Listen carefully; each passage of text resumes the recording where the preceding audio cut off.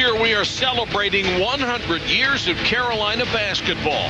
Players and coaches of legendary status who have given us some of the greatest moments that college basketball has to offer. This celebration is in sharp contrast to this season, one that is rapidly slipping away from the Tar Heels as injuries mount and hopes fade.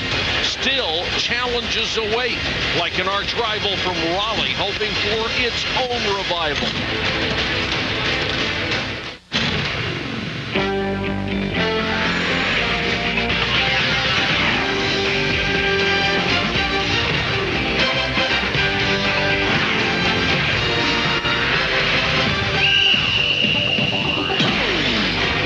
Welcome to college basketball, presented by 5 Hour Energy and part of Rivalry Week, presented by Cisco. We've got North Carolina State and North Carolina from Chapel Hill. To find both of these teams, simply proceed to the bottom of the ACC standings. A stunning development in itself, but what it means is even more important. Without a miracle, there is no NCAA tournament in either team's future. Good afternoon, everybody. Mike Patrick, Len Elmore. It's great to have you with us. This 100-year celebration of North Carolina that brings in all these great players and all these great coaches. Maybe it's the perfect time for it, for this young, struggling team to see what this program really means and to refocus. Well, again, when you've got a disappointing record and you've been decimated by injuries at this time of the season, there are two ways to go. You can either fold your tents and play for next year, or you can fight. And as Roy Williams says, he chooses to fight. Now, you hope that his team, most of whom were here last night watching the centennial celebration of Carolina basketball and its rich tradition and history, you're hoping that they're reminded of the Carolina greatness. You're hoping that they're reminded of their outstanding predecessor. Inspiration. That's what they need against their crosstown rivals, North Carolina State. For Carolina, it's time to show some Carolina pride. How about Tracy Smith and your star watch for NC State? Well, he's one of the lone bright spots for the Wolfpack. 6th in the conference in scoring, 5th in rebounding, leads the ACC in field goal percentage. A star in the making. Will be one of the premier big men in the league this year and next. Here's the starting lineup for them. Gonzalez, who's been up and down in the backcourt along with Wood and DeGant. Horner and Smith will get the starts up front. NC State 14 and 11. And for North Carolina, Deion Thompson. Well, Deion Thompson kind of illustrates sometimes Carolina's problem. He's only the second leading scorer in conference games for this team overall, averaging 13 points, 4 rebounds the last 2 games. He's the kind of guy that needs a breakout game. Larry Drew the second at the point, along with Ginyard in the backcourt. Graves is going to have to shoot really well. John Henson gets a lot of minutes because of injury, and Deion Thompson completes the Carolina front court.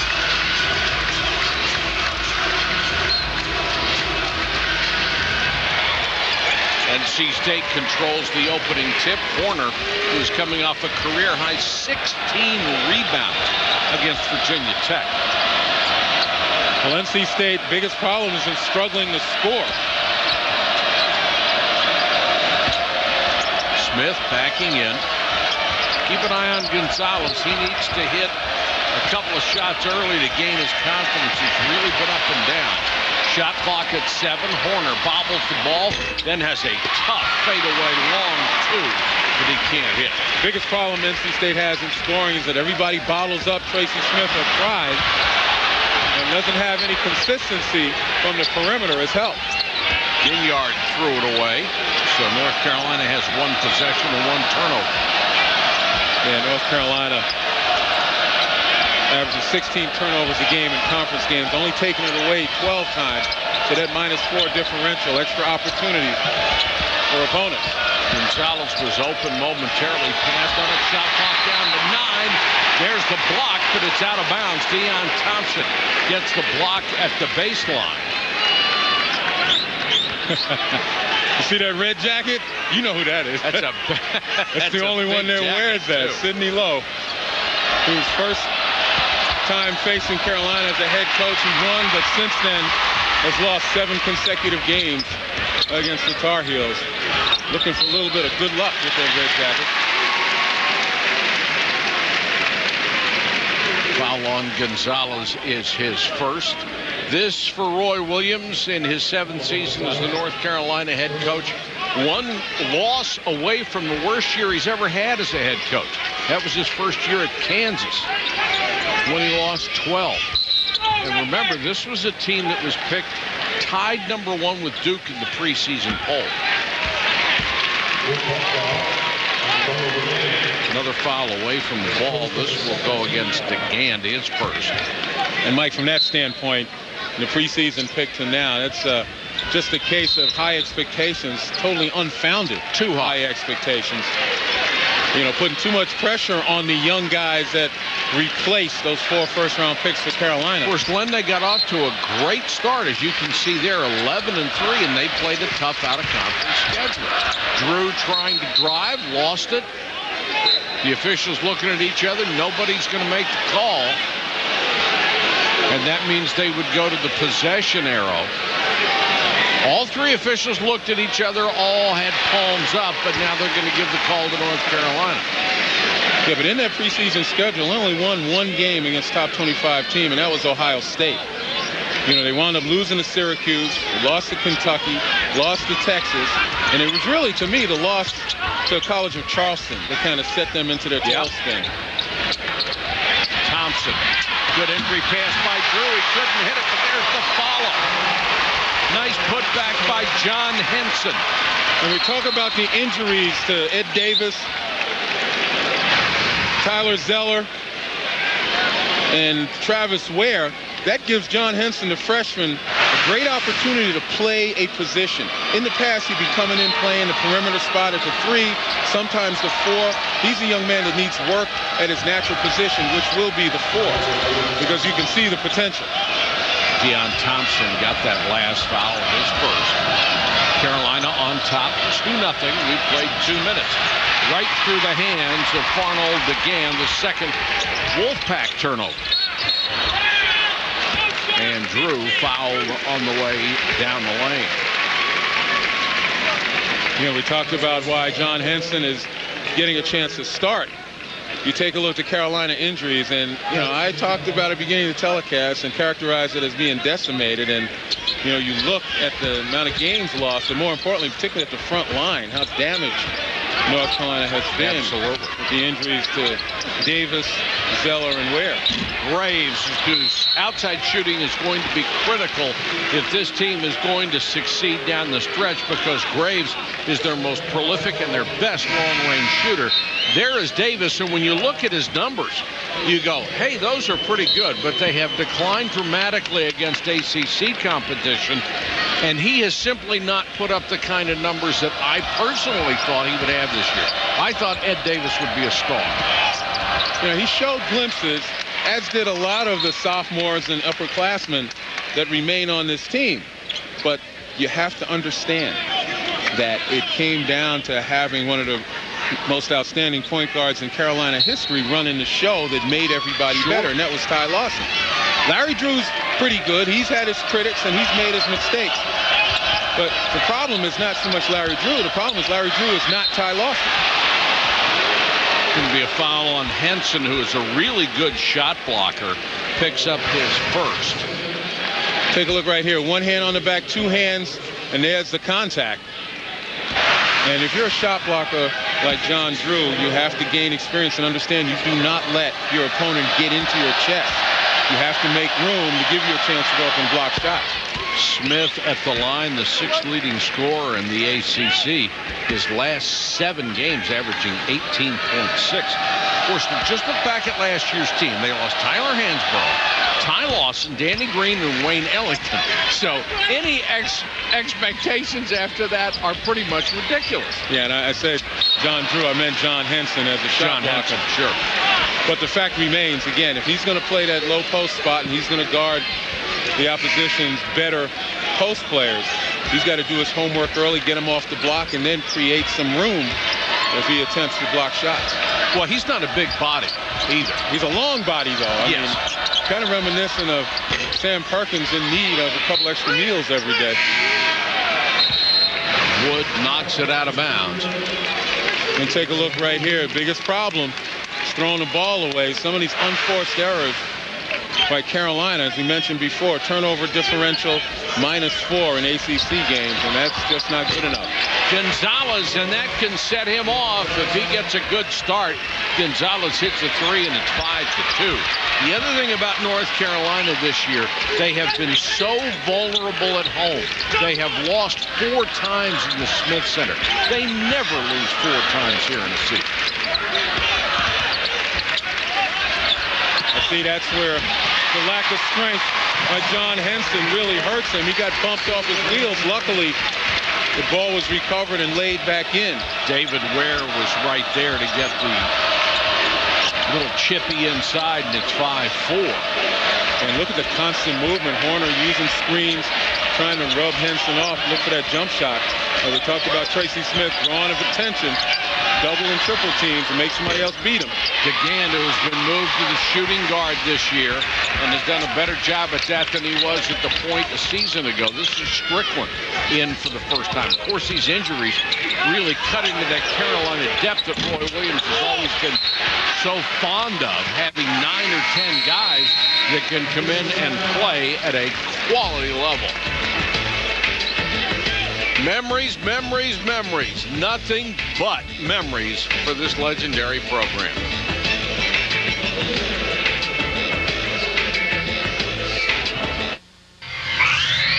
ESPN's exclusive presentation of college basketball is presented by 5-Hour Energy. Hours of energy now, no crash later. For more information, visit 5hourenergy.com. And in part by Edward Jones. Join the nearly 7 million investors who know where FaceTime and Think Time make a difference. And Sunkist Soda. Vote for the best Dickie V impression and you could win an HD TV and more. Go to ESPN.com/BDickieV. Hall of Fame coach Dean Smith, of course, one of the center of the honors last night, and had some of the current players gathered around him and pointing up to the rafters where all the numbers of the legends reside and pointing out to them, hey, you could be up there one day. I'll tell you what, you saw him at the center of that crowd. He is the center of the Carolina universe, and it was one of the more heart-rendering moments to see Dean Smith greeted by most of those guys who were his ex-players. Sure was. Mays is in for the first time. Julius, a sophomore, out of Marion, Indiana. NC State has struggled with point guard play, it seems, forever.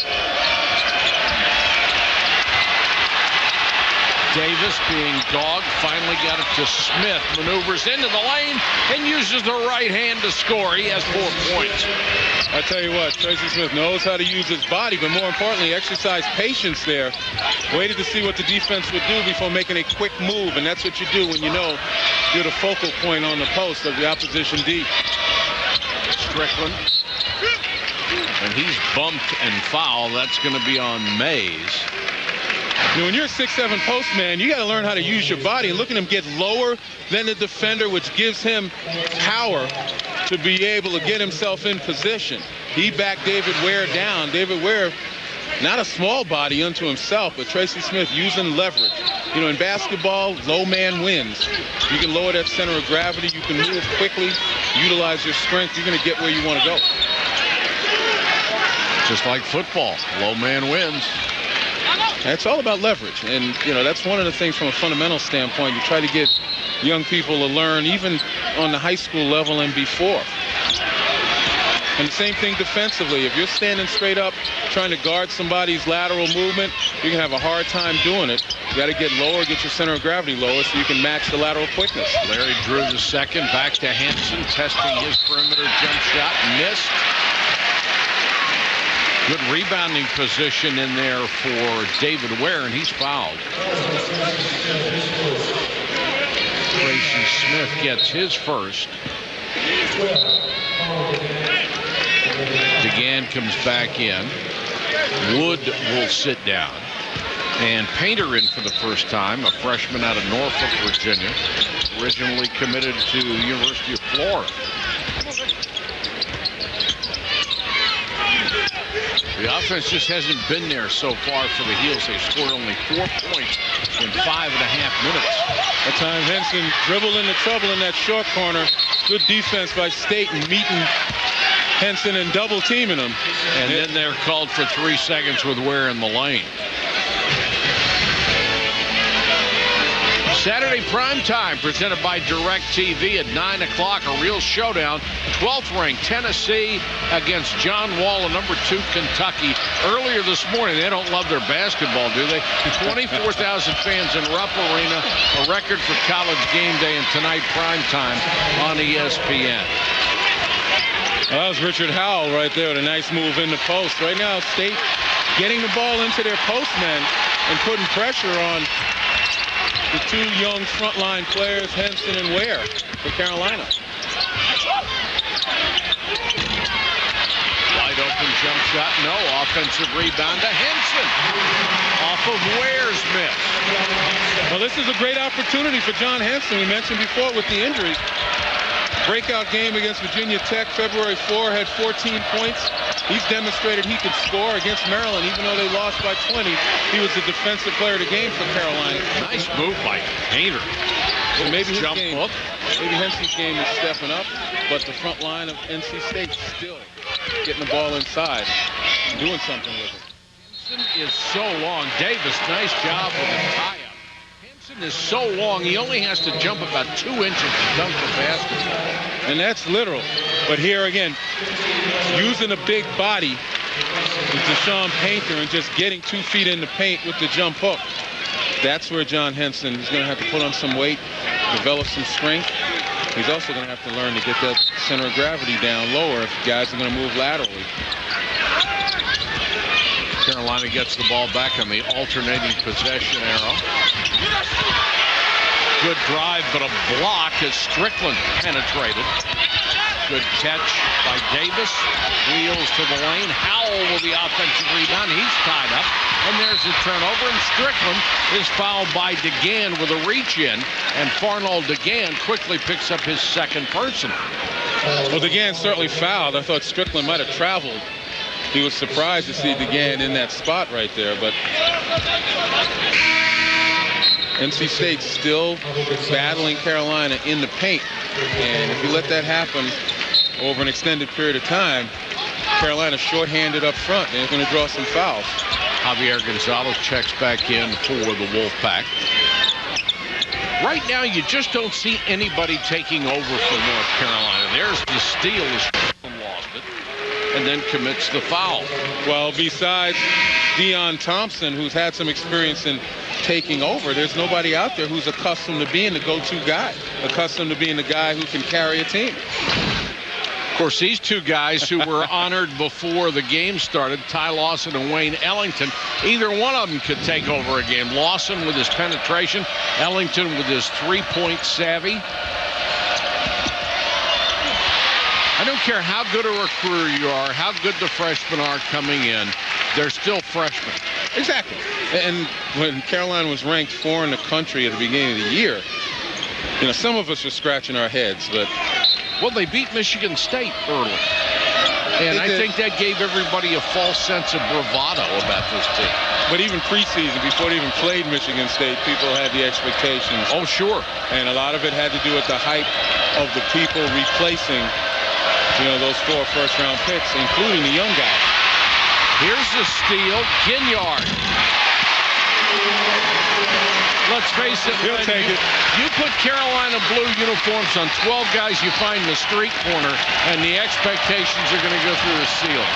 Well, especially in this area. 11-8. NC State by 3.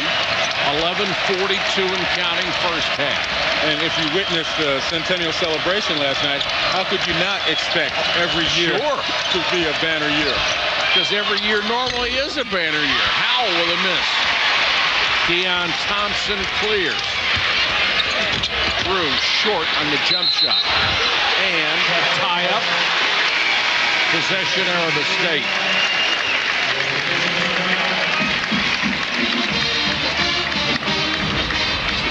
It's rivalry week, and this is as good a rivalry as you can find in most major conferences.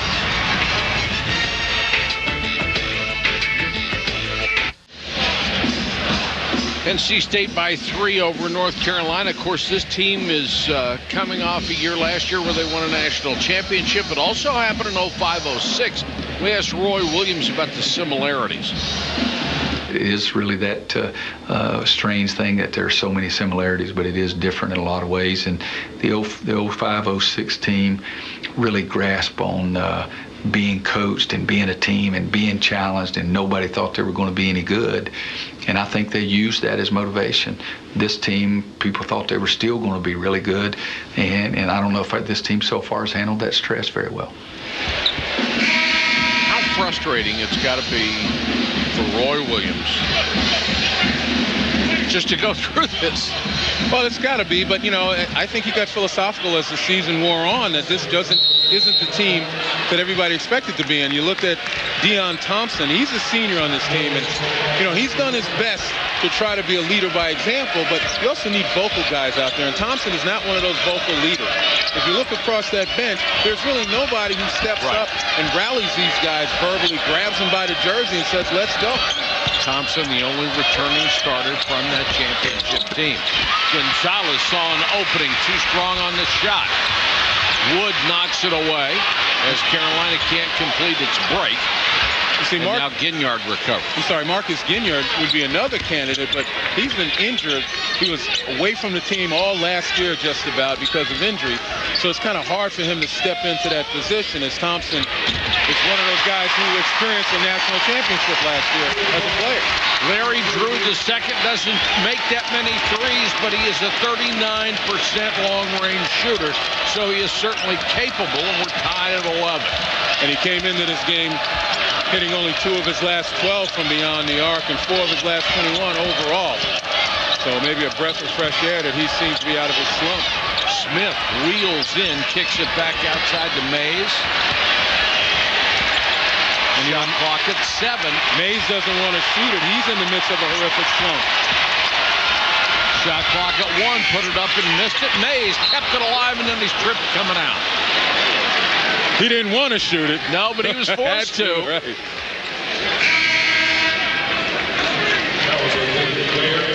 Foul was on Ware, his first. We're at the Smith Center in Chapel Hill with so many of the Carolina legends in attendance. They celebrating the 100th season of Carolina basketball. Look at the accomplishment. And 12 ACC Players of the Year. Are you kidding? I felt like an interloper last year, but you know, it was great to see a lot of guys that I played against last night. I mean, it's great to see a lot of guys that I played against over the years. And more importantly, I mean, just to recognize 6 degrees of separation. I've played with so many guys, played against so many guys that I feel like I got a little Carolina blood. Well, they were very happy to see you too, Len. Wood hits the jump shot. Wood could be a key for this team. That's his first 2 points. This young man has tried to gain weight all year long. He's 170 pounds. He just can't. He comes stay at my house for a week. I'll make him 190. Thompson got it. Smith went down. Thompson was all alone, and Dion gets his first 2.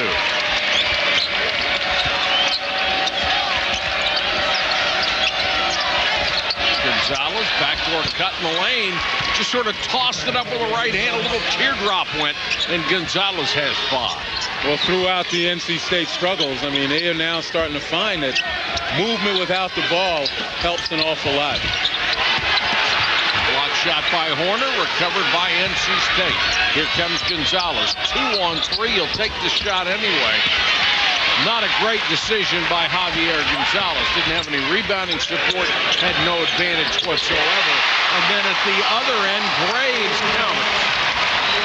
It's the kind of decision your point guard makes that costs you 2 points at one end and sets up 3 points at the other.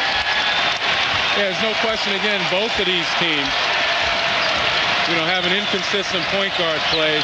That time you saw the good for Carolina, and prior to that, the not so good for NC State. But Gonzalez makes it a little bit different right there with the pass to Wood. Scott Wood gets a great look at the top of the circle. Favorite place to shoot for three-point guys. And State back on top by 2. Offense is starting to heat up a little bit. Now you might wonder, what's John Henson doing out there? He has made 4 3-point shots. Look at Wood extending his range. Too far that time.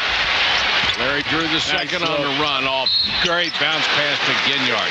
That was very well done on the fast break by the Heels. They don't convert the bucket, but they do get the foul. Timeout, 7:32 to go, first half.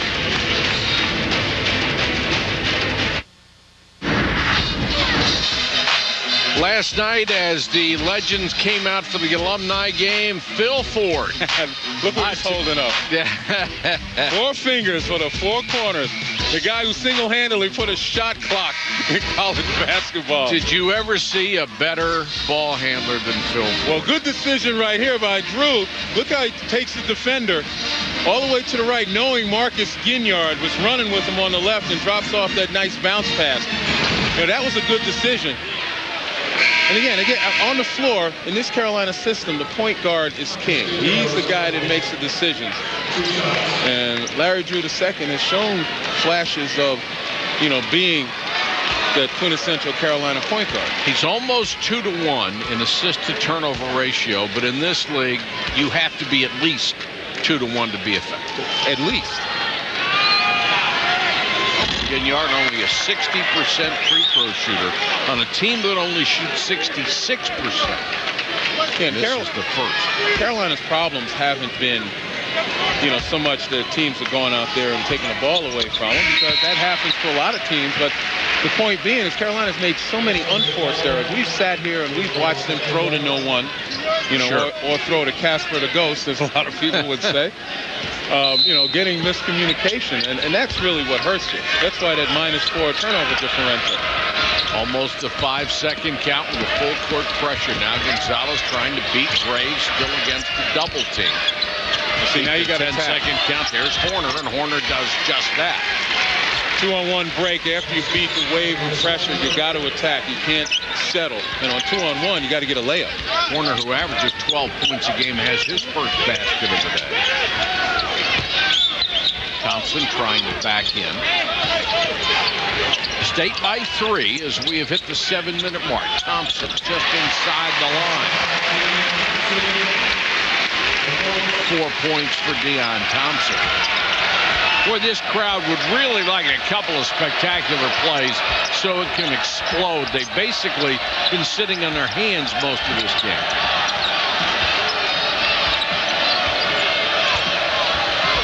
Yeah, this fan base is just waiting for something good on a consistent basis to happen. 20,000 people came last night to remember the great stuff.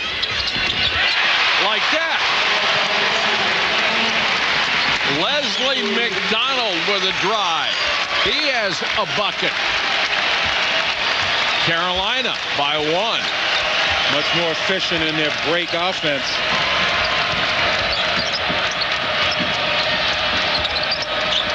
Wood, who hit a couple of baskets earlier, to Smith.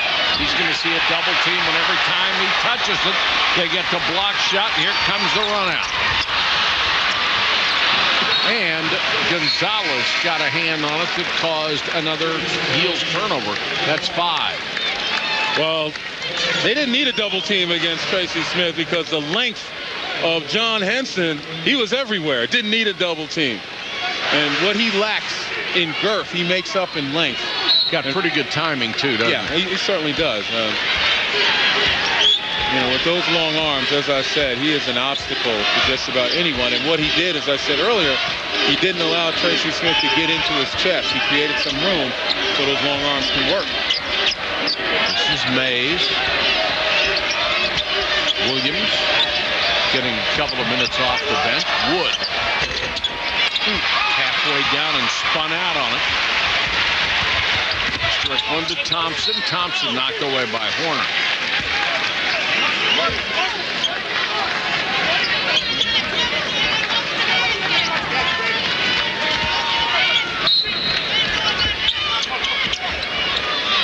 These teams fighting to stay out of the cellar against each other. Isn't that remarkable?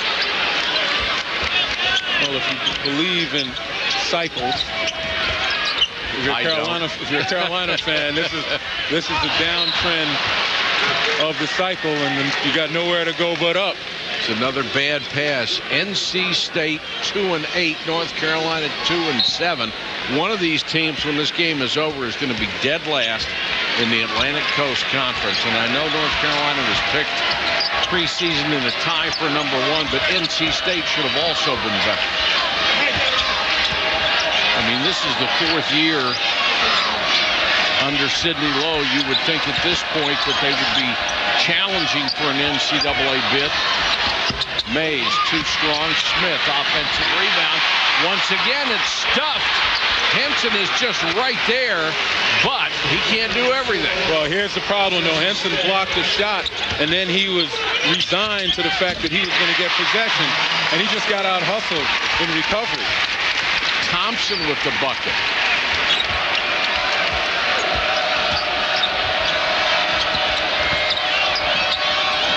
Smith and Wood with a little two-man game. I thought that was a good no call. I thought that was a little bit of a flop there. You know, pretty much when you lower your shoulder and you make contact in the guy's chest, it's so much not a question. You have to make contact, but not a question of how hard you hit him. Right here's the opportunity right now. Shot goes up, blocked by Henson, and look at him kind of lackadaisical when he goes after it, and Smith is a hustler. And right here, you take a look. That was an offensive foul. No question about it. You're right. You're right. Unfortunately. First mistake I've made this year. You're too hard on yourself, Mike. Thompson hits the free throw. But that was a freshman not getting the benefit of a call against a solid junior. But you know what? You got to take your lumps. If you're going to get better, you take your lumps, you earn your respect. Keep blocking shots. Keep being a mainstay in the middle, and you get your share. Well, he got at least one lump on that one. Thompson hits a pair of free throws. 4:07 to go first half. In a seesaw game, North Carolina back on top by 1. And Deion Thompson has 8 first half points. David Ware back in the ball game. North Carolina, because of injuries, a seriously shorter bench, but still a lot of guys capable of playing.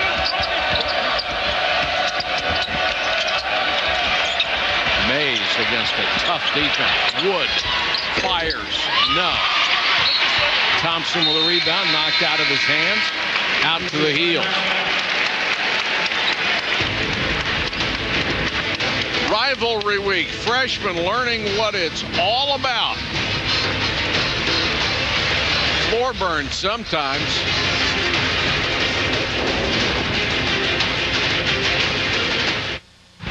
Brian Burr in studio. Coming up on the UPS Halftime Report, I'll be joined by Doug Gottlieb. Duke and Maryland for first place in the ACC. We'll tell you who came out on top. Clemson looking to right their ACC ship against Miami at home. And number 5 Villanova trailed to Providence in the second half. We'll tell you if the Friars could complete the upset. All coming up on the UPS Halftime Report. We have a 1-point game here with North Carolina leading North Carolina State 25-24. What jumps out at you after 16 minutes? Well, I think Carolina's really starting to get the hang of it offensively if they don't turn it over. Started out 4 of 12 from the field. Since they've shot 6 of 8. And a lot of good decisions on the break by Drew, although that time pretty much turns it over. On the other side, State early started to get the ball inside, but they've been thwarted by Henson with 2 blocks, Deion Thompson with 2 blocks. What a drive by Strickland. Switch to the left hand, gets his first deuce. And it's the biggest Carolina lead, even though it's only 3 points.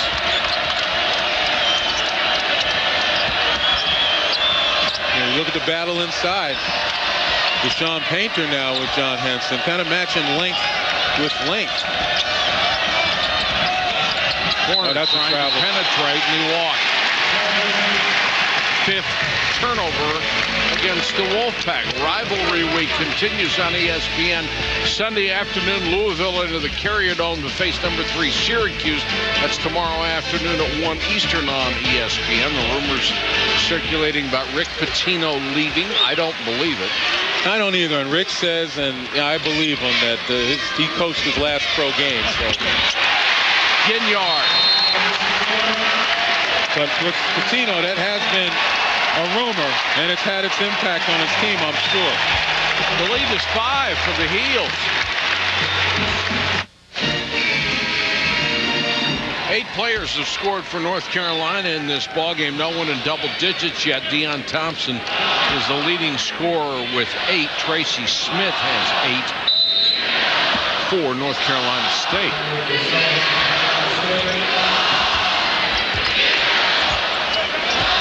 Gonzalez brings it up against Strickland. There's the trap and knocked away by Thompson. Strickland. That's what they needed. We're used to this around here. That's what this crowd needed. That gets them on their feet.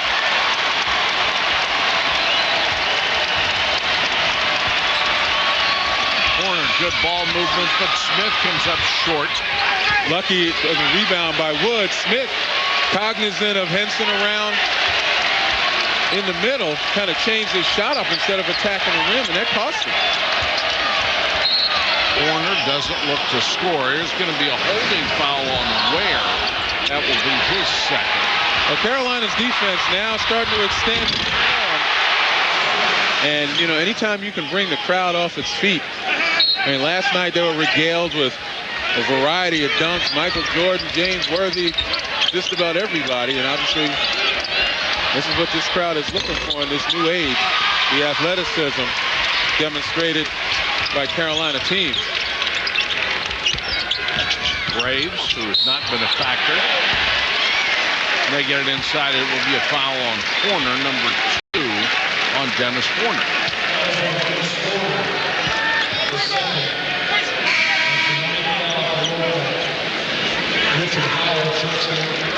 When we were talking earlier about the future of the NC State program, Sidney Lowe, in a situation, as you see Travis Ware with the minutes he's had this year, Ware, of course, out with an injury, one of 3 starters. Sidney Lowe now in his 4th year, and remember, Herb Sendek took him to NCAAs and got fired, and Sidney has not been able to take him back yet. Well, a recent story in the Raleigh News Observer spoke to the fact that Lee Fowler, athletic director at North Carolina State, has essentially given Sidney Lowe a vote of confidence. Quote, he's our coach and he deserves a chance, unquote. And also, quote, he knows he has to turn it around and play at the top of the league. So I don't know if that's a rousing vote of confidence. It certainly defines the terms upon which Sidney Lowe will remain as coach. You've got to be able to turn it around, but it doesn't say within what time period. No, and it's a long way back to the top of the league considering where they are right now.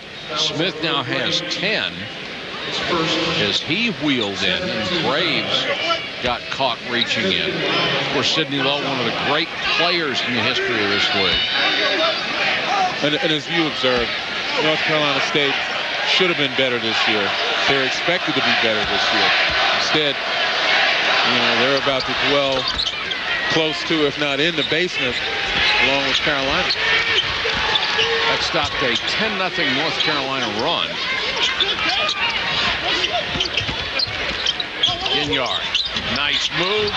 Couldn't get it. The follow won't go, and Henson somehow, that ball just rolled off the rim, wouldn't go for him. Graves, blocked from behind by Wood. Nice defense. Wood on the run. 1 against 3. He'll take it and draw the foul.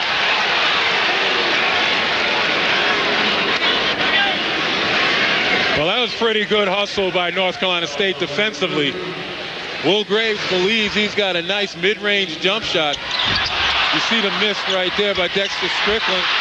The finger roll miss by John Henson. Hustle by Marcus Ginyard, but after that, the defensive play made of Will Graves by Scott Wood, and then Wood's hustle down the floor. Once that play was made, Carolina had to get back quickly enough. Another one of their issues during this bad period for them. Opponents are shooting over 40% from the field, which means they're given some easy opportunities. Wood is an 81% free throw shooter, made 1 out of 2. We're under a minute to go in a 5-point game. Drew backs it out against Gonzalez. Ginyard, baseline, may have gotten away with a push-off, but lost it out of bounds. You see, that's kind of what happens in disappointment with a crowd of rooting for a team that they're so loyal to. They start to lose sight of what's really going on right there. And that should have been an offensive foul on Ginyard. That's an excellent defensive play by Richard House of NC State. Smith back out to Gonzalez. Got it. That's a big shot. The one thing this North Carolina team has not been able to do this year in situations like this where they have the advantage is to be able to close out a half with a lot of momentum. That is true. And close out a half, or in crunch time be able to match the opponent. Like against Duke, not able to match Duke's outstanding perimeter shooting. Final possession. Drew gets penetration, but he can't score. North Carolina went on a 10-0 run, and then State came back with 7 in a row. And North Carolina off to a slow start shooting from the floor, but they heated up. Our score at halftime, 33-31. Now to Ryan Burr in the studio for the UPS Halftime Report. Thank you so much, Mike. So North Carolina, the Tar Heels, with a rare lead at the half in ACC play. North Carolina has been struggling. Ryan Burr, Doug Gottlieb, UPS Halftime Report. Earlier today, Maryland and Duke, both teams, Doug, just 2 losses coming into this game, so a first-place game. Yeah, and Duke beating ACC opponents by an average of 19 points a game at home, and one reason why, Kyle Singler, another reason why, Nolan Smith, and the other reason why, John Shire hits the 3 there, and when Shire wasn't hitting, Duke was hitting the glass. Shire misses here, but Brian Zubik there for the big follow. He had 16 points and 17 rebounds. More importantly, 8 offensive boards. And I thought in the win against Carolina, the 23 offensive rebounds were incredibly important in that first half when they didn't shoot the ball well. Duke is in first place with a bullet with the blowout win over Maryland. Miami and Clemson, the Tigers looking to right their ACC ship. They have had another second half collapse, looking to right it with Booker inside. He had 18 points, but Clemson was down 1. Later in the half, Clemson by a deuce. Nice pass inside to Grant. He had 13 points. Clemson by 4. Most suspicious come dressed as an empty seat day in the booster section, huh? Indeed. Andre Young, though, came to play. He hits the 3. He had 16. Demontez Stitt adds a 3, as well as Clemson goes on to win it 74-66, beating Miami. And good news for Clemson, 25-31 from the free throw line. That's been a bugaboo in the past from the ACC. And 18-7. So take a look at the ACC standings, Doug, and really, I can count 8 teams, the first 8 teams that, as of today, February 13th, believe they still have a very good shot of heading to the NCAA tournament. Now, surely the teams at the top, like Duke and Wake Forest, are likely in. Well, Duke is in, but the rest of the mix, if I said ACC has 8 teams today that believe they can get in, how many realistically will get in? Realistically, I can think of 6, maybe 7. The problem is with a team like Virginia Tech, who, of course, takes on Virginia. Those would be the 2 teams in the most bubblicious position. Virginia just, frankly, doesn't have the wins, and their schedule is... Now, Virginia Tech, just so to give it some balance here, they are 19-4. They have 4 losses on the year, and they are 6-3 in conference, yet you have them squarely on the bubble. Those numbers don't add up, so tell me why. Well, the problem is they have just one RPI top 50 win, and that's a home win over Clemson. You know, I mean, the North Carolina win at home is not helping you. The Seton Hall win is probably your second best win based on the numbers. You know, they still have a trip to Maryland. They still have a trip to Boston College. They still have a trip to Duke. You start winning some of those road games. Kind of a backloaded schedule. A little bit of a backloaded schedule. But you have a loss on the road at North Carolina, which hurts you this year, whereas in the past it would never hurt you. So based on the numbers, just one RPI top 50 win, they actually have a mid-major resume, despite the fact they're in a high major league. Well, we will find out in the next couple weeks here in the ACC just how many teams they can get in. Teams like Clemson still with a chance to play themselves in, Virginia and whatnot. When we return, Jim Calhoun, after 3 weeks off for medical leave, returns to the bench for the Huskies. How much would it inspire UConn against Cincinnati? We'll tell you coming up. ESPN's exclusive presentation of college basketball is brought to you by Cisco. Welcome to the Human Network. And Range Rover, the luxury that's more than a luxury.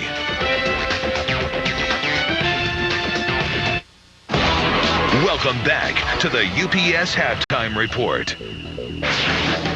And North Carolina just 2-7 in the ACC this year, but looking for a win tonight. Deion Thompson with 8 in the first half, heels by a deuce at the break. Ryan Bird, Doug Gottlieb, UPS Halftime Report. To the Big East we go.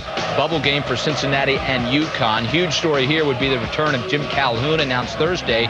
He would be back on the bench. And Doug, in the first half, UConn scoring points with 4:39 to go, had 20. Yeah, the problem was that their offense stalled out from that point forward, and Cincinnati did a really good job of kind of stretching the clock, shortening the game, using ball screens to stretch out that defense. Game tied at 22 at the half, so UConn just 2 points in the final 4 minutes of the first half. Struggled from there on out. Connecticut loses 60-48. Number 5, Villanova hosting Providence. There's Scotty Reynolds ready to go. Pick it up with the Cats up by 5, and Scotty Reynolds hitting from deep. Man, has he been consistent? And it's funny, I spoke with Jay Wright, and I said, Jay, do you ever show up at practice and say, are you still here? And he said, I don't say that, but everywhere we go, they think Scotty Reynolds is a 7th-year senior. Sherrod Curry from NBA range, but Scotty would answer, making a pledge, making a pitch for Big East Player of the Year for sure. And they are guards. They got guards all over the place, don't they, Doug? Underrated, though, is their ability to rebound the basketball despite their lack of size. And Corey Fisher handling the basketball, finding Reynolds. 16 offensive boards, though, for the Cats. That's important to gain extra possession. 92-81. A lot of points. Villanova goes on to win it. Big Monday, UConn and Villanova. To the Big 12 we go. Missouri versus Baylor. A great finish in this one. 61-59. Kim English leaks out for the fast break. It's ruled an intentional foul, Doug. And they made 1 of 2, which put Missouri up by 1. 10 seconds to go now. Lace Darius Dunn. He's fouled driving to the bucket, so he would go to the line. Dunn at the line makes the first, tying the game at 62. Next free throw, Doug, he would miss, but watch Baylor on the glass. Well, maybe more importantly, watch Missouri. A good effort on the first shot. But there's 3 Bears on the offensive rebounds, and it's Efe Udo with the tip-in. They'd survive a last-second attempt from Mizzou. 64-62. Both teams now 6-4 in the Big 12. Staying in conference, what to watch for: Kansas puts their 55-game home court win streak on the line. Jayhawks hosting Iowa State. And how about this? Number 1 for a few weeks in a row now, keeping their ranking. Yeah, they've been more consistent since Cole Aldrich has been more consistent at the offensive end. And Kansas undefeated still in Big 12 play. Speaking of undefeated in Big 12 play, and undefeated in any play, the Nebraska women, and they stay undefeated. A perfect 23-0, 10-0 in the Big 12. The only 2 undefeated teams in women's basketball, the Huskies and the Huskers. 82-78 your final. Bring on the con. I don't know if they're quite saying that yet, Doug, but here we go to the Big 10. Wisconsin, never a game with Indiana. Yeah, and after losing at home to Illinois this week, they could not have played better offensively. Jason Bohannon, 7 of 11 from three-point range. And Michigan State on the road, 65-54 over Penn State. Sparty has righted their ship, now 10-3 in conference. Jalen Lucas looks like he's finally back healthy from that ankle injury. But the Big 10 is a mess with 4 teams with 3 losses. Back after the break. This halftime report is delivered by UPS. Seize new opportunities at ups.com/whiteboard.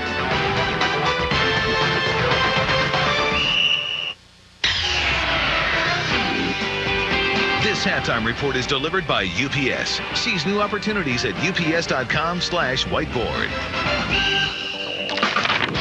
The NASCAR season has once again opened. Today, the nationwide race, Doug, and the season seems like it just ended, but a different edition is Danica Patrick making her NASCAR debut in the nationwide series. However, on lap 66, she would end up in the grass. That's not a good thing. That's a spotter error, isn't it? I mean, the spotter should have told her, go low, go low, go low. Well, this is her boss, Dale Earnhardt Jr., and he did go low and ended up on his hood, but he would end up finishing 29th. Tony Stewart wins the nationwide race. I think that's called a wreck. Mason Dixon is a wreck. What to watch for tonight? Get to see the number 2 team in America, Kentucky, take on Tennessee. Your thoughts? I think Kentucky has shown more consistency in SEC play the last 2 Saturdays. They've been dominant. We'll see against a Tennessee style that sometimes can get you playing out of whack. You realize how close they are to being undefeated, though? Yeah, they're also close to having lost 5 or 6 games. Well, it was a crazy moment this morning, and wait till you see what happens tonight for College Game Day. 24,000 fans at Game Day this morning for Rupp. Expect more of the same tonight. Tracy Smith for NC State needs to keep this going in the second half. 33-31 at the break. 100 years of North Carolina basketball. ESPN's exclusive presentation of college basketball is brought to you by Cisco. Welcome to the Human Network. And Chase. Introducing Chase Sapphire Card. Unlimited rewards, unbelievable experiences.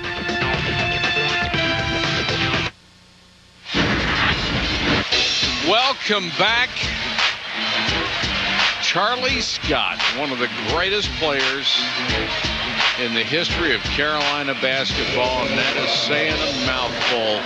Halftime, he comes out escorting Dean Smith. There had been a collection of talent like this. I don't think any school could match what they have put out there today. Well, obviously, Charlie holds a special place in his heart for Dean Smith, as well as Dean Smith for Charlie Scott. Sure. Dean Smith integrated North Carolina sports by bringing Charlie Scott, a New Yorker, into this program, and we know what Charlie Scott was able to do. And Charlie Scott kind of begat Walter Davis, who begat Michael Jordan, who begat James Worthy, and the rest is history. I mean, we've seen so many outstanding players. But Charlie Scott literally changed the complexion of North Carolina sports in many ways. Dean Smith was a force in integration in this state. Oh, there's no question about it. And, you know, Dean Smith, a guy from Kansas, you know, who recognized what Fog Allen was able to do, and, you know, allowing Dr. McClendon, James McClendon, to be part of that Kansas program for the period of time that he was and learn under him. And he recognized how important that was. And as you're right, a social change agent was Dean Smith. Carolina by 2 as we start the second half. And it's highly appropriate in February, Black History Month, to speak of that change. It was a very emotional thing. You watched all these great Carolina players back to this 100th reunion being introduced, and then Dean Smith and Bill Guthridge came out, and just tremendous. And as I said, you know, 6 degrees of separation. I've played with so many of these guys, obviously played against them. Yeah. You know, I know it's blasphemous or terrifying to say, but I still, a little bit of that Carolina blue rubbed off on me. Braves gets a bucket. It's 35-31. Of course, any success in the Atlantic Coast Conference or any level of basketball, you have to protect your home turf, and North Carolina has not done that this year. Yeah, and conversely, you look at Duke, which beat Maryland by 21 today. You know, they're one of those teams that just understands that you got to win at home and take your chances on the road. Wood on a tough pass from corner. Gonzalez hustles after the loose ball. Goes into the lane and loses it. Here comes Drew. 2-on-2. Thompson, basket and the foul.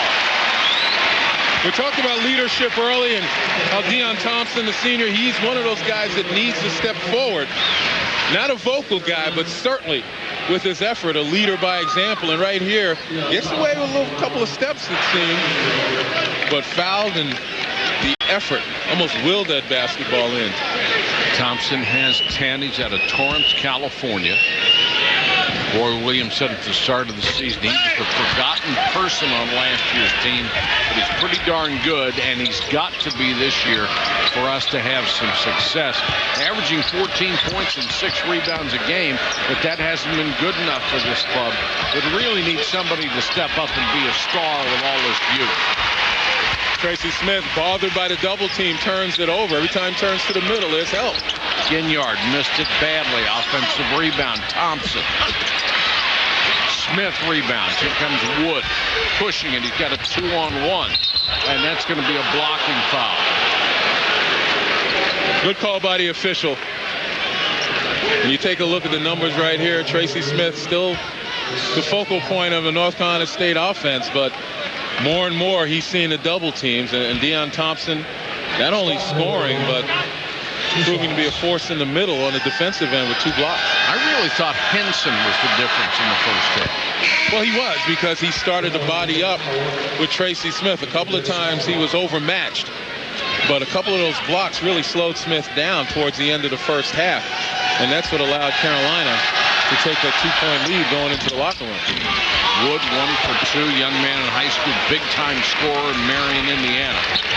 And going back to your point about Henson not having to jump too much to get above the rim, that was a great example right there, on his tiptoes almost above the rim on that rebound. Thompson had a great look at it and missed it. Graves with a rebound, and it looked like DeGan got him on the arm. But we can see now a concerted effort by Carolina to crash the offensive glass the last several possessions. Foul on Howell instead of DeGan. That's 1 on Howell. And NC State, they've got to find a way to match this intensity. Over the last 5 games in the ACC, NC State has started poorly in the second half, shooting 30%. They're outscored 40-30 in the second half in those 5 ACC losses. DeGan is fouled. The first time these teams met, North Carolina State had the lead in the second half and then missed 18 of their next 19 shots, just got blown out. And that's why I think, obviously, Carolina, regardless of what the score is, they should come out in the second half with renewed intensity. But I'm sure that stat you just mentioned was whispered a few times in that Carolina locker room. DeGan moved from point guard, where he really struggled last year. Only had 5 more assists than turnovers as they went through 3 point guards, none of them particularly effective. And how ironic that Sidney Lowe is the head coach, one of the best point guards ever in the ACC, cannot seem to find a point guard. It's going to be a jump ball situation with Howell. They led 43-38 early in the half, missed 17 of 18 shots. And if you miss 17 out of 18, the other team shoots 57.7, you're going to lose. And NC State has lost 7 straight games in this series. Nice no-look pass from Howell to Smith. That's just great awareness there by Howell. Richard Howell, 6'8" freshman, has shown signs that he's going to be a good bookend with Tracy Smith going forward. Nice drive, nice finish by Larry Drew the second. That's high. He has 5. Again, baseline drive, good ball movement. Gonzalez had a 3 and passed on it. Well, that's because Henson was closing on him, and Henson didn't need too much room to get a hand on the ball. Gonzalez knew that. Smith, good feet inside the jam to Howell. And again, just careless ball handling. Henson the other way.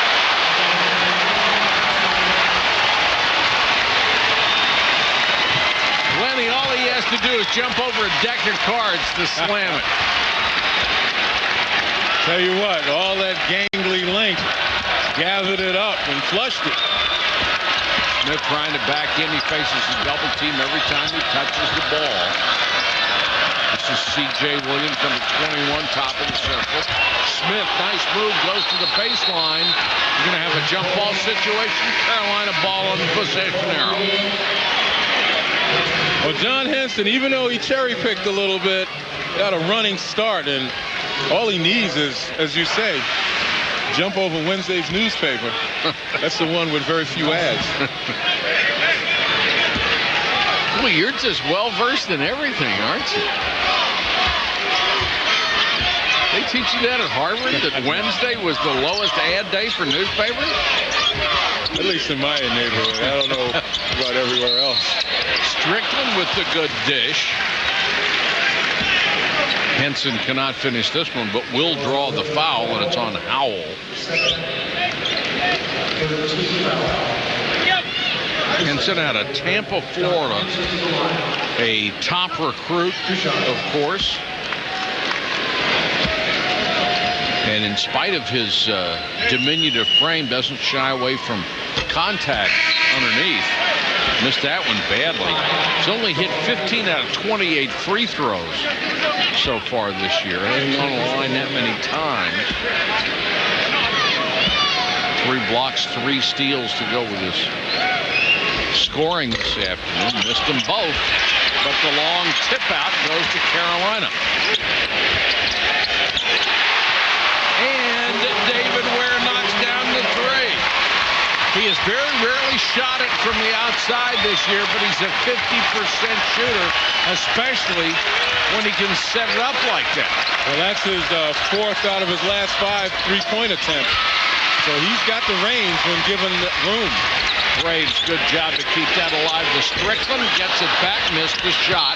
Knocked out of bounds by Henson. Well, you know that's not Graves' side. He's a left side 3-point shooter. North Carolina with a little burst here. 44-36, Heels by 8. 15:30 to go from Chapel Hill.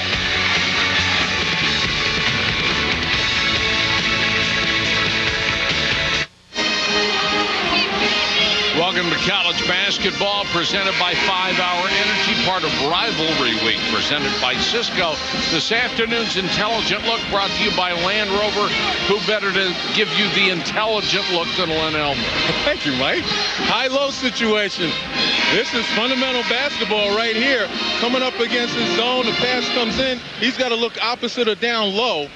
And what happens is, catches the defender here, going outside, man wide open inside.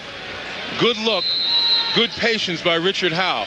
That was an offense back in the day, perfectly executed almost all the time by Len Elmore and Tom McMillan at the University of Maryland. I knew there was a flashback in there somewhere. I couldn't connect it. Lefty loved that offense, didn't he? Especially with you two guys running. 44-36. Danger time for North Carolina State. Howell with a good pass. That's going to be goaltending on Henson. That's another thing a freshman shot blocker has to learn. Some of them you just can't block. Yeah, I mean, he utilized some discretion, but let's give Richard Howe some props. Twice now, he's made good decisions from the high post. Strickland, nice first step all the way underneath. Can't hit it. Well, you can see Strickland has the athleticism, just has a focus on finishing. Here's a foul away from the ball. That's going to be a hold on Ware. That'll be his third. Tonight at 9 Eastern, Saturday primetime goes to Lexington. Big showdown in the SEC. Number 12 against number 2. Earlier this morning, they had 24,000 fans at Rupp Arena to see College Game Day and get the pre-celebration started. Primetime tonight on ESPN. And I seem to say this every week, but hats off to Bruce Pearl for the job he has done in Tennessee holding that club together. And thriving. Exactly. I mean, it's not just they're in games, they're winning games. And to beat then number 1 Kansas, he's still number 1. An outstanding effort. C.J. Williams knocks his first basket down, and all of a sudden, the Wolfpack back within 4. Drew against Gonzalez, point guard against point guard. Now with Strickland, Carolina actually playing with 2 point guards at the same time. And NC State doing a pretty good job defensively, except for the athleticism of Dexter Strickland, who continues to be able to beat whoever's guarding him off the bounce and get into the heart of the defense. Graves will come back in. Henson goes out for a breather. So Carolina going small right now, basically with 3 guards. Now this is a good opportunity to spread the floor. Everybody can hit from the perimeter. Look to beat the gaps against this helping man-to-man. Thompson leans into one. Pretty decent defense by NC State, prevented him from getting a better look. Good position defense there by NC State. And we're talking about playing pretty good D.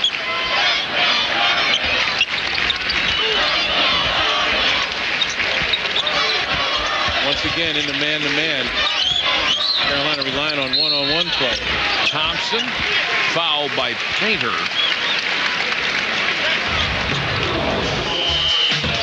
There's been some solid defense being played all day. You know, Carolina on their end has done an outstanding job anticipating and taking spots away and certainly playing the passing lanes. And then in transition, It's guys like Dexter Strickland utilizing athleticism.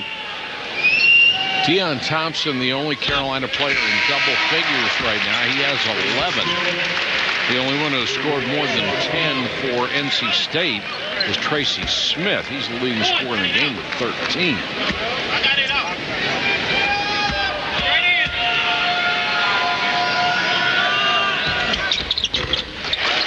Good touch by Thompson at the line, knocks down another one. The lead back to 6. And the thing that's helped Carolina on the defensive end is the fact that they've got 7 steals, and steals are in the open floor. Live ball allows you to get in transition, and that's gotten them some easy baskets. Gonzalez walked the 9th NC State turnover in this game with 13:33 to go. And I think you saw Sidney Lowe. He wasn't signaling the defense.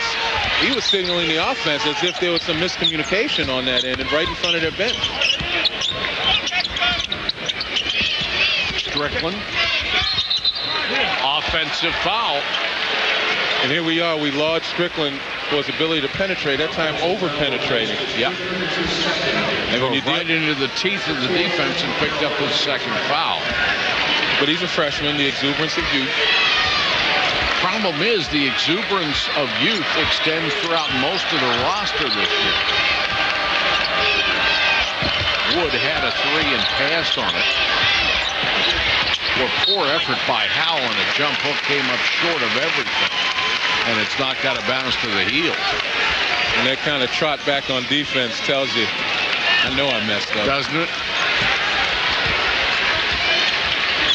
Possessions get more and more important as the game goes along, particularly on the road, and particularly when you're behind. Thompson, double team, Howell from behind. Nice block. Well, how did they save that? I thought that was out of bounds. Strickland, fall-away jumper. Strickland has 6 off the bench. And give a lot of credit to Marcus Ginyard for tracking down that block and getting possession for Carolina. Great hustle on his part. Watch Tracy Smith. Pretty good defense. He resists going in trying to block the shot because he knows Howell is coming. But look at Ginyard. Johnny on the spot. Extra pass made. And once again, Strickland off the bounce, making something happen. That time he wasn't over-exuberant. Took what the defense gave him.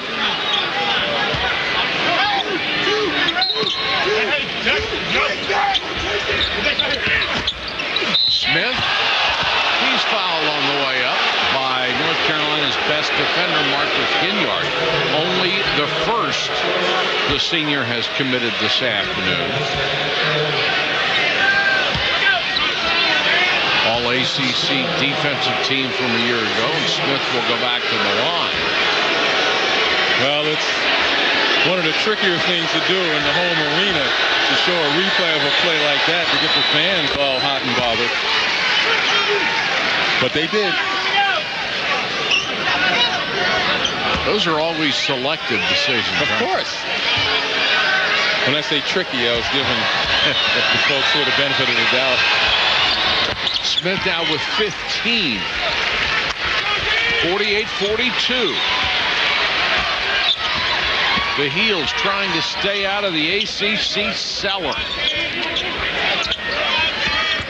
The trapping defense set up by the Wolfpack. Ginyard penetrates. Drew, nice runner. Drew now has 7.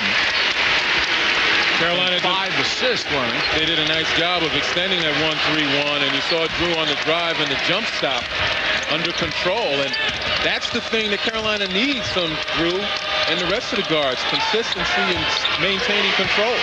Gonzalez open for 3, and the 39% long-range shooter buries another one. Gonzalez has 11, and it's a 5-point contest. And that's the thing NC State needs consistently from Javier Gonzalez. Sure do.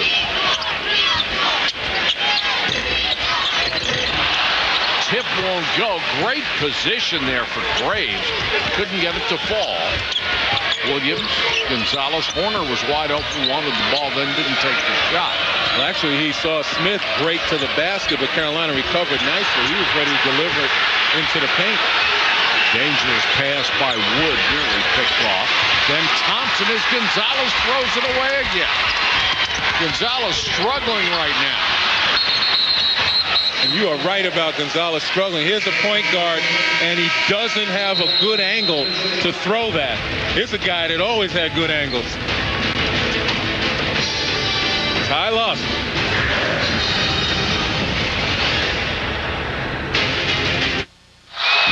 This is one of the most famous shots of all time as North Carolina completed an 8-point comeback in 17 seconds. Walter Davis capped it off with that. Tried it again last night. We noticed he had to get that push off that one leg. Now, completely different the legendary shot. Walter Davis. Oh, you can get... You just go crazy looking in the crowd. There's one legend after another. They want to see their Heels win today.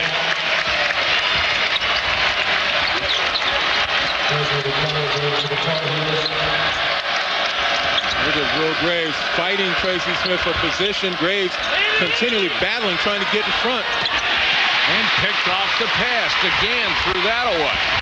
NC State just killing itself with turnovers. Just a bad decision by DeGan trying to force feed Tracy Smith. Strickland with a bad miss, but the air ball ends up with a follow to Ginyard, and he couldn't hit it. That was a worse miss because that was point-blank range from Marcus Ginyard. There's no challenge to that layup whatsoever. Approaching the 10-minute mark of a 5-point ball game. And boy, you can hear the noise and the banging of bodies between Graves and Tracy Smith trying to establish position down low. Wood was wide open out of the corner, missed the three. Drew hustles the back court, and there's the three. 5 points for McDonald off the bench.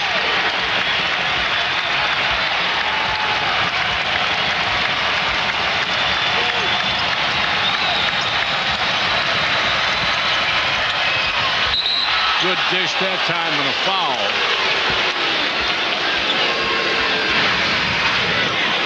We take a look at this pass right here. First of all, it is a good defense by Will Graves, who's just done a nice job in battling, and that pass was ill-advised. You can see the help side coming, and Deion Thompson, you had to thread the needle to be able to get that one in. I was just going to say, even if the pass gets in there, you haven't accomplished anything. You've just let him into a double team. Yeah, exactly.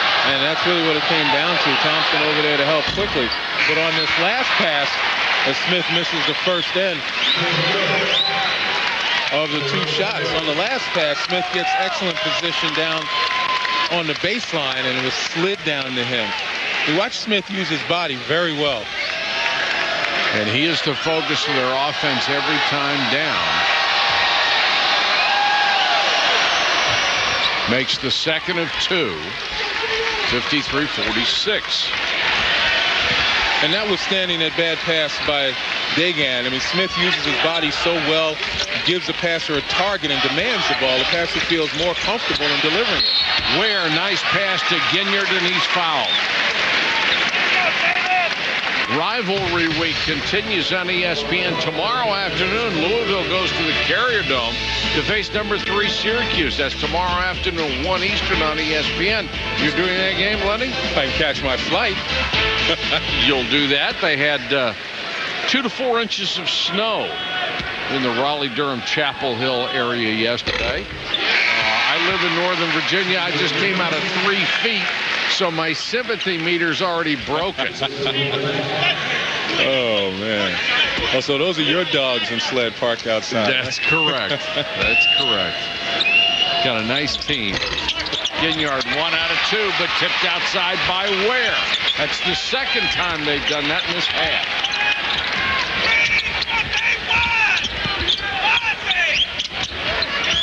Thompson trying to back in. Ware open, miss. And a long rebound and a foul. Good job by McDonald to hustle. Sometimes the worse the miss, the easier chance to rebound. Yeah, those are tough ones, though. When you hit the back of the iron and the ball bounces way out, you got to track those rebounds down, and You got to have some courage because those are the ones your opponents are going after. Sir. Collisions are bound to happen. Horner picks up his 4th foul and has to sit at the 9:08 mark. McDonald will go to the line. He's out of Memphis. Tennessee State Player of the Year, came to school with a reputation as an outstanding shooter.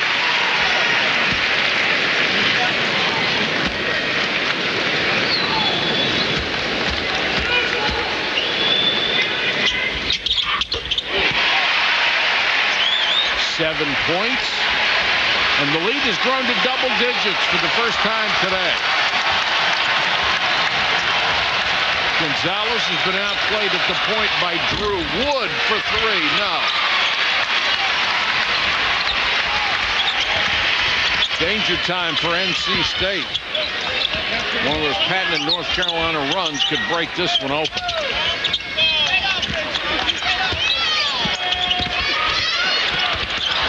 Oh, what a good block by Smith. Not only can he score a lot, he's a pretty good defensive player. Missed that shot, goes right off of Howell's head. I don't know, he might have lost it in the lights on that one, but that was a key opportunity as Howell pretty much unabated to the basket if he had gotten possession.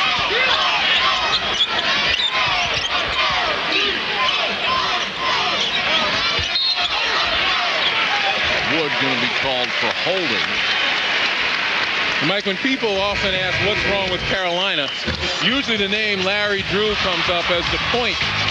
But Larry Drew has done some pretty good things, not only throughout the season, certainly in this game, and it highlights when he makes good decisions, Carolina thrives. And right there, 2 opportunities where he doesn't over-penetrate, he finds people, does a nice job. Today, 6 assists, only 2 turnovers.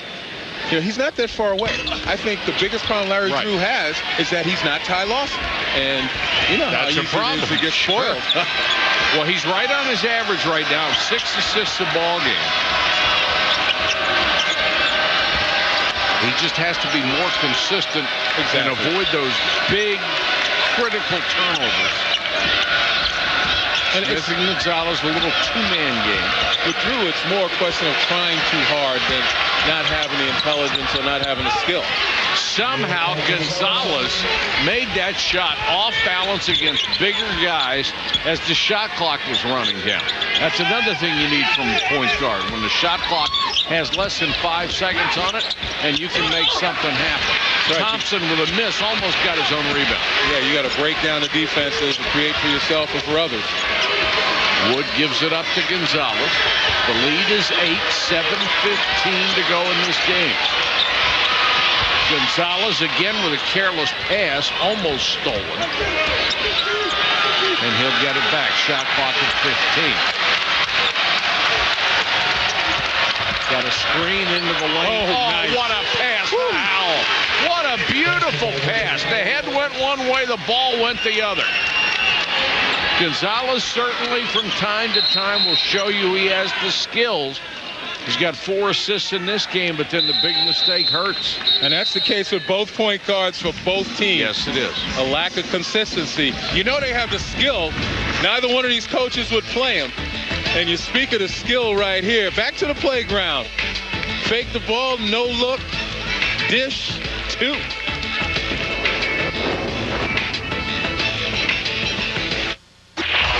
Ryan Burr in studio. Just a reminder, coming up next, it is the Atlantic 10 and the SEC. Xavier and Florida, both teams on the bubble, both teams with 7 losses. A huge game as far as the NCAA tournament goes. It is next right here on ESPN. Mike? Tyler Hansbrough, who spent 4 brilliant years here in attendance as they celebrate the 100th anniversary of Carolina basketball. Let's take a look at our Cisco game track with the Heels leading by 6. The lead has changed hands 8 times in this game. Smith with 16. Thompson has a dozen. He's the leading scorer for North Carolina. Carolina's cooled down in their shooting. Now they're under 40% from the field.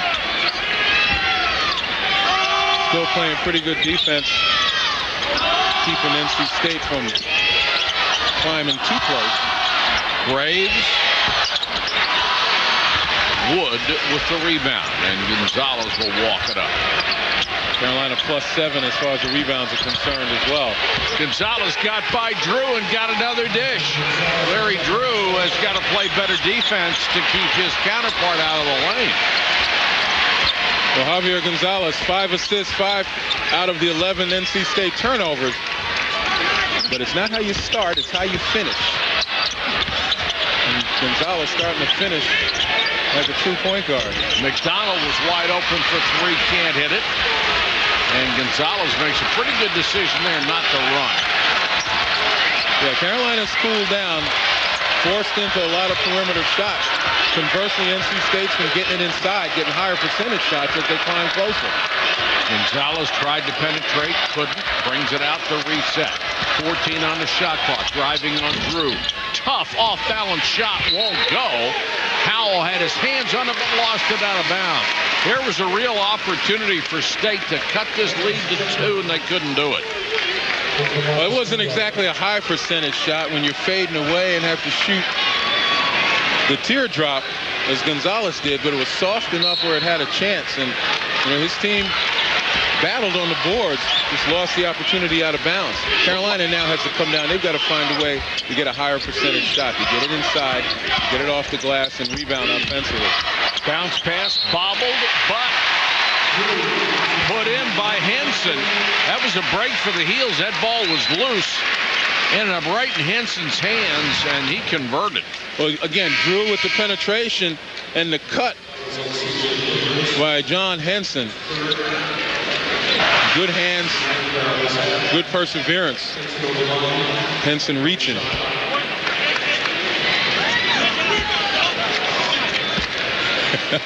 You take a look at John Henson and his length, and as the camera kind of scales down, you wonder if his legs will ever end. Just a long drink of water, man. And he puts on another 15, 20 pounds and can maintain that spring and that aggressiveness. He's going to be something else. He's already pretty dangerous. He would be spectacular at that point. 5:11 to go from the Smith Center in Chapel Hill.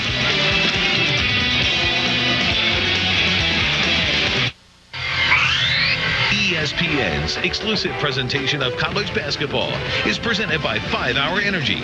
Hours of energy now, no crash later. For more information, visit 5hourenergy.com. And in part by VW. With 13 different models, it's a whole new Volkswagen and a whole new game. 100 years of Carolina basketball being celebrated. Eric Montross, one of the great all-time big men in this program's history. Who could ever forget that image? Working the radio these days, still got that little turnaround jump shot. Running down the court, seemingly easily, no knee problems or anything like that. But you know, Eric was the kind of the object of mostly love, occasionally a little bit of something else when he played here at Carolina, but it's totally adoring now. Tremendous guy, excellent broadcaster. How many guys do you think couldn't get out of bed this morning? I think that crane in front of the hotel was to help everybody out. Wow. And we had guys diving on the floor. Yeah, remarkable. Gonzalez will fire a three and clank it off the glass. They knew Dean Smith was watching, so even in the exhibition, they had to put all out. 59-52 with 4 minutes, 42 seconds to go. C.J. Williams just picked up his 4th foul. You realize to finish above the 500 mark in the ACC, Roy Williams and company have to win the rest of their conference games. They have to go 7-0 to finish over 500. Is that doable? It's doable. Is it probable? No. But in the end, and you still have to like the attitude, at least the one that Roy brings in. There are some coaches who would say, okay, look, you know, the season is pretty much done.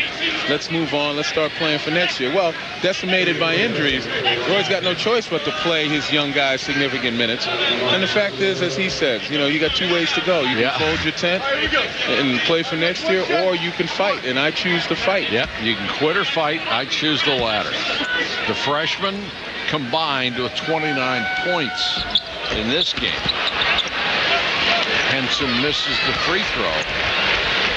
7-point lead, still plenty of time to go. 4:34 and counting.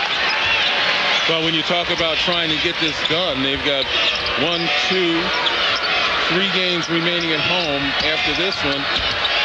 3 games on the road, and particularly one at Duke. So Smith powered his way in twice. Could not convert. So I'd say it's highly probable that they'll run the table, because it just appears that nobody's winning at Cameron. Of course, the Wolfpack has to do the same thing. They come into this game 2-8. Drew tied up by Wood. And we've got a North Carolina timeout. With 3:59 left in this game, the lead is 7. Tonight at 9, Saturday prime time in Lexington, number 12 Tennessee against freshman phenom John Wall and number 2 Kentucky. Prime time tonight on ESPN. So tough to win on the road. And look at Wall's numbers. He has certainly lived up to his advanced billing, and Cousins has been just as good. DeMarcus Cousins, so-called ratings of high school recruits coming in, he ranked behind Derek Favors of Georgia Tech. But obviously when you're playing with a great point guard, that helps. An outstanding point guard, that certainly helps. But DeMarcus Cousins has also exceeded even the highest of expectations. The problem will be, do they hit the wall at some point in time, although it's late February, and if they would have hit it, it would have happened thus far. And also, how many distractions are out there with those two guys? So much talk about them being the number 1 and 2 picks in the NBA.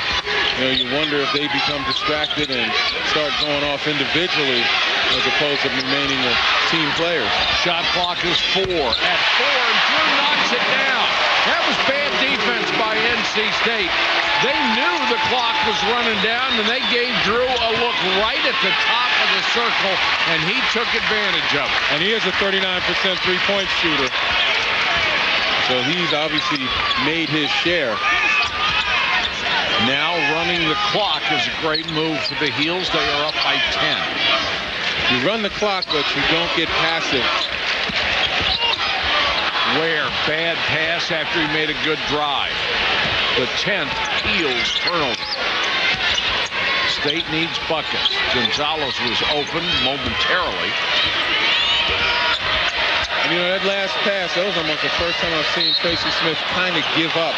He was wide open, teammates didn't get the ball, he kind of dropped his arms in resignation. Okay, I'm not getting it right now. And that's a bad sign when the big fella on the block doesn't believe he's going to get the ball. Drew with a nice move on the outside to knock down a 3, much to the delight of his predecessor, Ty Lawson.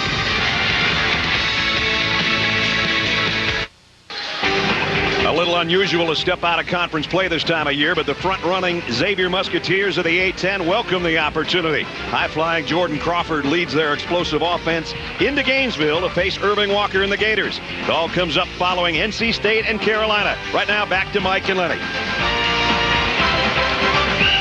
Brad, thanks so much. We have 2:58 to go here. North Carolina leading by 10. State has not made a basket since the 6:18 mark in this game. Wood will go to the free throw line. He's an 81% shooter. A couple of weeks ago, he was the ACC Rookie of the Week. Misses the front end of a 1-and-1, and those are killers. Yeah, and in the last 5 ACC games, it's been a second-half woes by State that's really done them in. We talk about them being outscored 40-30 in the second half. Losing a lead against Carolina last time they played. Losing a lead to Virginia, only just scoring 4 points in the first 10 minutes of the second half. You slow down in the second half and you give a team an opportunity to pull away from you, and it's almost insurmountable. Drew, scoop! Pretty! A dozen for Drew, and that's the lead. Gonzalez trying to penetrate. Smith.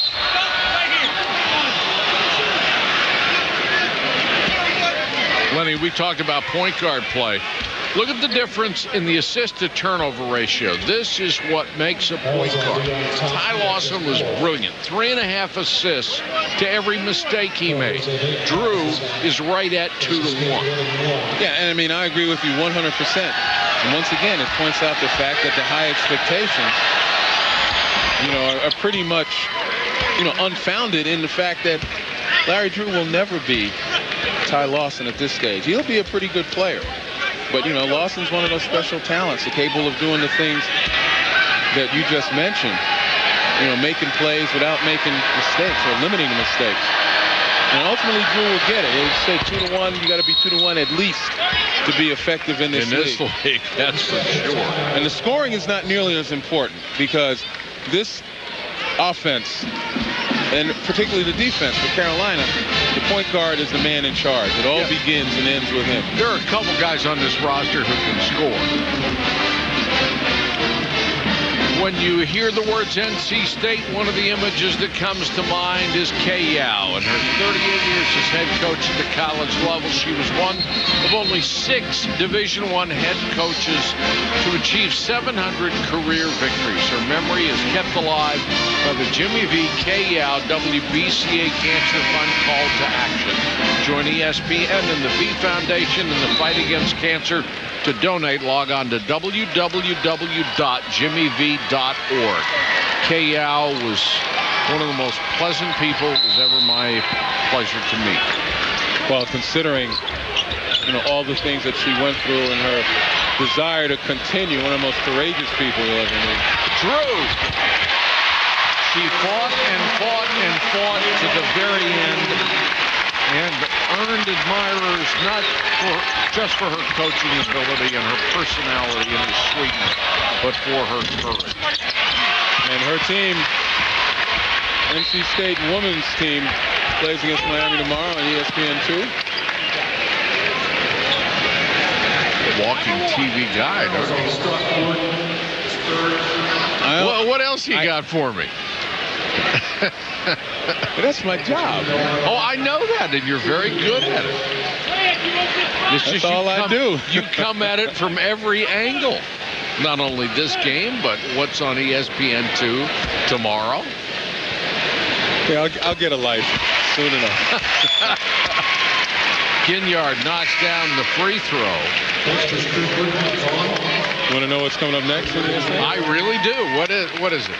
Xavier versus... Oh, there it is. I'm sorry. Oh, well. That was a hint for you. That's cheating. Both of those teams, though, needing a win, a quality win. And people might consider Joe Lunardi our bracketologist. They've been bubble teams off and on. It's the first time I've heard that word this year, and I really haven't missed it since last March. What, bracketology? No, bubble. One and the same. You know you're going to get that. Timeout call with 1:37 to go. If North Carolina State cannot mount a comeback, they would fall to 2-9 in the conference and 14-12 overall. And another disappointing season for Sidney Lowe and the Wolfpack.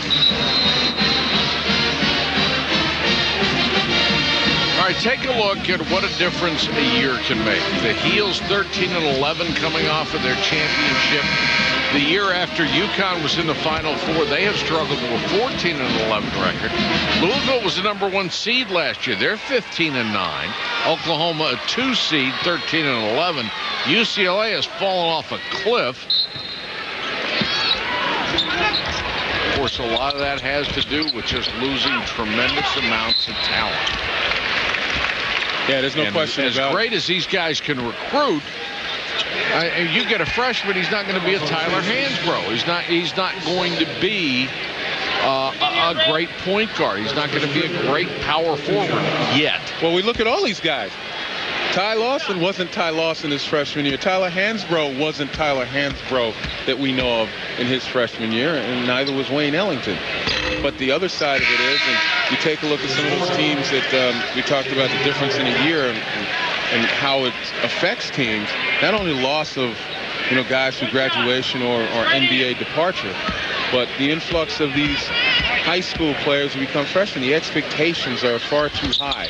And this is the team that's most directly affected by those high expectations. And then you throw in the injuries. Ed Davis out with a broken wrist, out maybe until the 1st of April. The season might be over for them. Tyler Zeller is out. Travis Ware is out with his sprained left ankle. Tyler Zeller has been cleared to run straight ahead. He could possibly be back at the end of next week, which would be a big boost for them. But there you see the injuries that have occurred to this team this year. Well, we talk about Davis, of course, only 2 games out, but he's going to miss basically the rest of the season. Yeah, when you talk about Tyler Zeller given clearance to run straight ahead, he had a stress reaction in his foot. And so obviously cutting makes you have to bear more weight on it, and it's just going to take a period of time when he can see if he's pain-free. Strickland knocks down a pair of free throws. He has 9. But to Carolina's credit, here they are at home, losing a guy the caliber of Ed Davis, having to play, John Henson long stretches of time and others, and, they really have come together as a team. Wood called for a push-off underneath. That'll be 4 on the freshman from Marion, Indiana.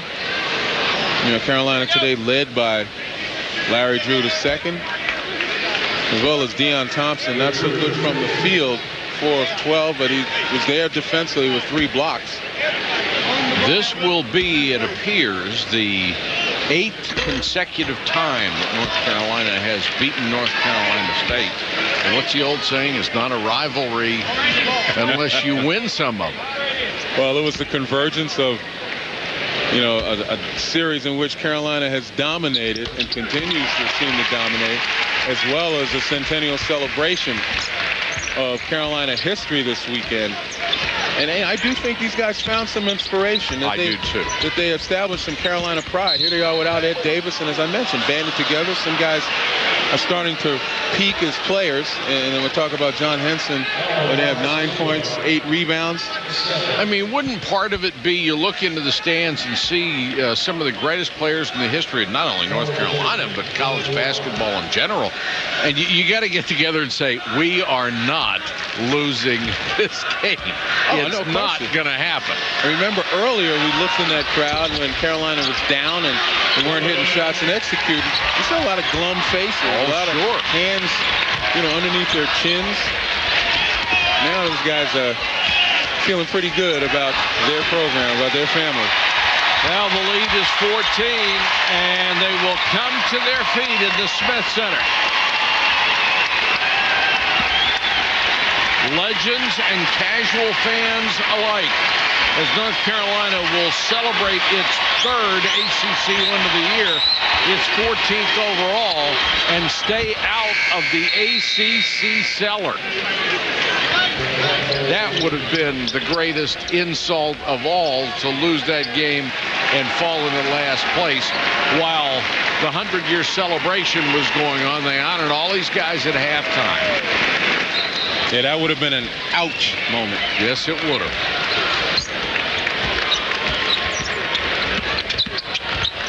Gonzalez, double team, tried to get it to Smith, threw it away.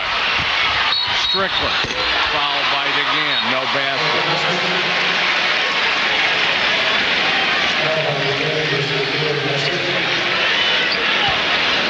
Well, Dexter Strickland, we talked about opportunities due to injuries, and we focused on the front line, but that also kind of extended the rotation. Roy Williams having to go deeper into his bench, and Dexter Strickland getting more minutes and has had a chance to really show exactly what he's capable of doing, although he had 14 points against NC State January 26th, so this is one of those teams he likes to see coming. 5 points for Strickland off the bench. Excuse me, 10 points for Strickland. His biggest game of the year, he had 17 against Clemson, played really well. Sometimes it's all about extended minutes. It's about consistency in minutes.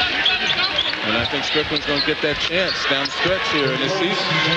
C.J. Williams hits the 3. Smith, a nice pass after the double team.